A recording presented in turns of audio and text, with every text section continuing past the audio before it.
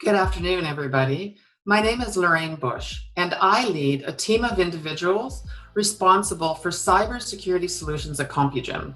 Compugen is proud to be a sponsor of the Top Women in Cybersecurity celebration. At Compugen, we believe it's more critical than ever before that women, historically underrepresented in cybersecurity, be encouraged to help fill the shortage of cybersecurity professionals today. The argument in favor of greater gender equality in cybersecurity is really not one of right versus wrong or men versus women. Rather, it's that having more women in the workplace is good for business, which brings diversity in perspectives, leadership, and experience. It's my pleasure to be able to introduce the second group of the 10 trailblazers being recognized among the top 20 women in cybersecurity in Canada. Being a trailblazer isn't without its challenges, but according to the female cybersecurity professionals we meet today, it's clear women are up to the task.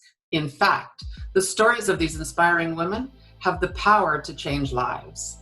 They are clearly changing the lives of the people they are working with and those they are working to protect. But they can also change the lives of young women who look up to them as role models in technology. Like the earlier group, these leaders come to careers in cybersecurity in a variety of ways. One leader reports she became her company's de facto security lead when she returned from maternity leave and was asked to simply evaluate a security software application for mainframe computers. The rest, as they say, became history. Another leader reports she was recruited into cybersecurity by a fellow musician in a band who saw potential even before she did. We need people with disparate backgrounds in cybersecurity because the people we are pursuing, threat actors, hackers, black hats, also have a wide variety of backgrounds and experiences. The wider variety of people and experience we have defending our networks, the better chance of success. These women believe in continuous learning and really enjoy their jobs. While job enjoyment may be a deeply individual thing, at its core, cybersecurity is about protecting people from harm. And when someone is victimized, and you were the one discovered who was accountable, talk about job satisfaction. So we're going to roll the video now, but when it's over, and we've heard closing remarks from Fawn Annan, please join us in Compugen's post-show breakout room, where I will be speaking with a few special guests in regards to having the right partnerships making all the difference. Kicking off part 2 of our Honourees Roundup is Tanya Jenka, better known in the cybersecurity community as She Hacks Purple. She is the founder of We Hack Purple, a tech startup specializing in online and virtual security training for IT professionals. Tanya has been coding since she was a teen, has worked in IT for over 20 years, has won numerous awards, and started her own company several times. Oh, and she's worked for tech giants such as Microsoft, Adobe, and Nokia. I joined cybersecurity a little bit by accident. I was a software developer forever, and I also played music in bands forever. And I met an ethical hacker who worked at my office, and he was in a band, and so we became friends. And he kept telling me for about a year and a half, "You should be a hacker, Tanya. You'd be so good. You totally should. This would be awesome."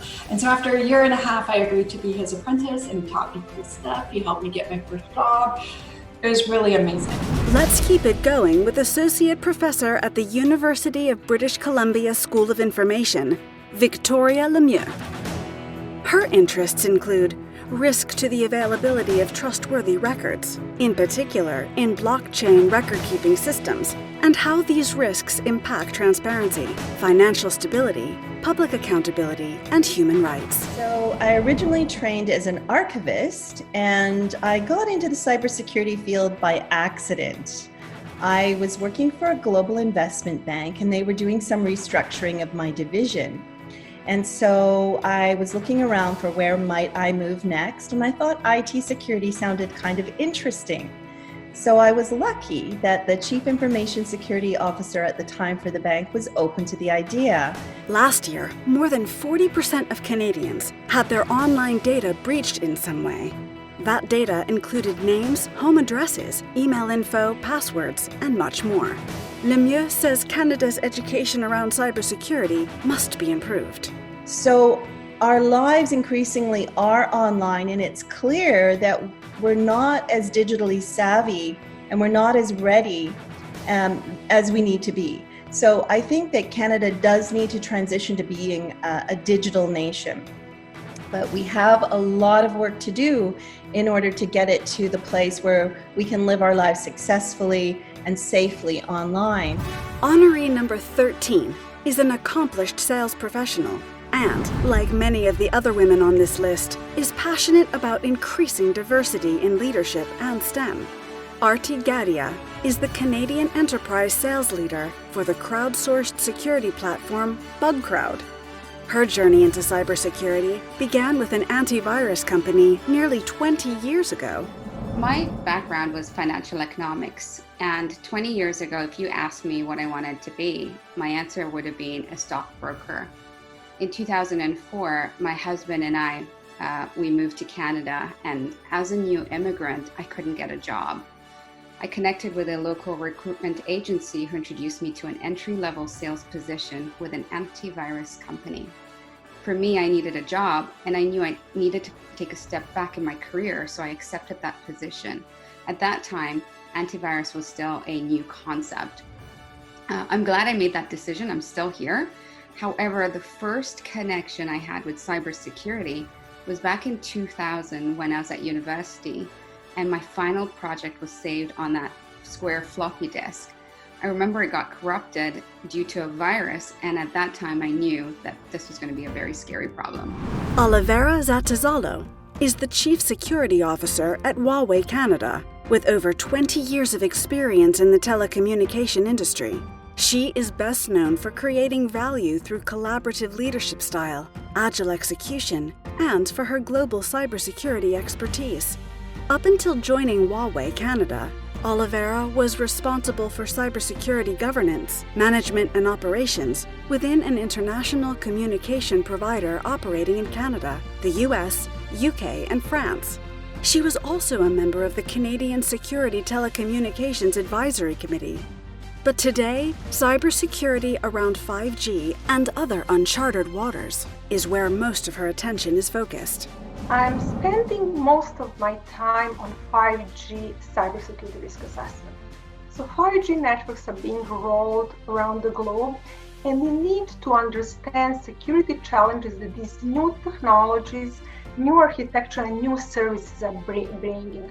So I'm spending most of my days looking into artificial intelligence, cybersecurity, and privacy framework and risk assessment of the new IoT services.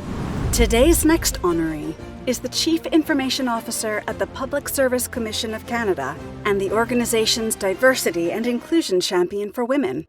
For over 17 years, Elizabeth Rodenizer has specialized in cybersecurity and critical infrastructure protection within the public and private sectors. She has developed technical standards for both the North American Electric Reliability Council, NERC, American Bar Association, and the North Atlantic Treaty Organization, NATO. Elizabeth's journey into cybersecurity began with a Bachelor of Computer Science from the Technical University of Nova Scotia, Dalhousie, and an Executive MBA from the University of Ottawa. When asked about what's top of mind around cybersecurity right now, talent acquisition and retention ranked high. Already in the digital or the IT space, we have not enough supply of talent and people going into this domain versus the demand we have. And when we look at cybersecurity, it is even more so. So absolutely, we need talented people who want to come in and be curious and learn and help us really address the emerging issues that we have when we look at cybersecurity today. To suggest our next honoree has a tough and potentially stressful job is putting it mildly. Lori Pizzenti leads the Royal Bank of Canada's Global Cybersecurity team as Senior Vice President and Chief Security Officer. In partnership with the organization's executive leadership teams, she directs the development of effective cyber strategies to assess and mitigate risk globally, manage crises and incidents, maintain continuity of operations, and safeguard the organization. Her presence in the cybersecurity industry is matched only by her tenacious appetite to take on new challenges and learn new skills. This approach, together with emerging tech, is crucial, she says, for tackling today's cybersecurity challenges in banking. I think top of mind is, and the challenge itself is really how do you continue to enable the bank while navigating the threat landscape? It sounds very easy, but it's very, very complex. The sophistication, the number of threats that we face on a daily basis continues to increase. But in order to combat the threats of today and prepare for the threats of tomorrow, we're focused on automation, machine learning, data science, and all of that's in balance with what the business needs to do to execute on their strategy. That's really the only way that you'll be able to keep pace is through automation, and especially given the talent shortage. But Lori says we can't forget about education either. It's a message the rest of the cybersecurity community has been hollering from mountaintops for years. But it's more important than ever that people listen. The more educated we are about the tactics of the criminals, the less likely they are for people to fall for them. Cyber can be a bit intimidating to most, and so we need to educate people in the way that they can relate to, not using all of the cyber jargon that we love to speak and use. Collaboration is also a key component, I would say, in terms of the strategy. We can't fix this alone, and so it's critically important to partner together with law enforcement, intelligence agencies, strategic vendors, and other institutions. Sharing information and intelligence is so critical. The criminals all do it, so we need to as well if we're going to win at this game. Where to even begin with our next honoree? Vanessa Henry is a lawyer at Faskins in the Emerging Tech Division and sits in the Information Security Governance Committee, which oversees cybersecurity within Faskins' offices worldwide. She teaches corporate practices in cybersecurity, crisis management, and compliance to master-level law students at St. Thomas University in Florida and sits on the advisory board. She is the secretary of Open North's board of directors and sits on advisory boards for various startups. And believe it or not, there's more. But we have a schedule to keep. Cybercrime in law is not a dominating profession, Vanessa says. I would say that there's a lot of them that are about 10 years of experience, a few about 5 years of experience. The vast majority are younger lawyers. So I would say there are a lot of more and more lawyers in cybersecurity, but not so many with practical, long-time experience. The millions of new smartphones, smart home devices, and other gizmos with an internet connection coming online in Canada and the rest of the world have their benefits. But they also come at a cost, according to Vanessa. She says we're going to have a tough road ahead, trying to elevate people's concern around cybersecurity and privacy. And I think we didn't pay enough attention to design. And the truth is that many of the design choices we made could have been better, and we could have anticipated humans' errors and failures. Obviously, it was not a good idea to think that people could remember 80 different passwords. These are designs that we put in place that shape the behavior of people moving forward. And I think we focus too much on the collection, use, and disclosure of this system, and probably not enough on how we can use trust and resilience in the design of the system to make information security and privacy much easier after. Rosa Caputo quickly got familiar with cybersecurity while overseeing Hydro One Ontario's IBM mainframe computers. Today, she is the founder and CEO of Key Data Associates and a trusted advisor to clients across all industry sectors. She provides strategic advice on matters of governance, regulatory compliance, and systematic risk to CISOs, CIOs, CEOs, government leaders, and board members.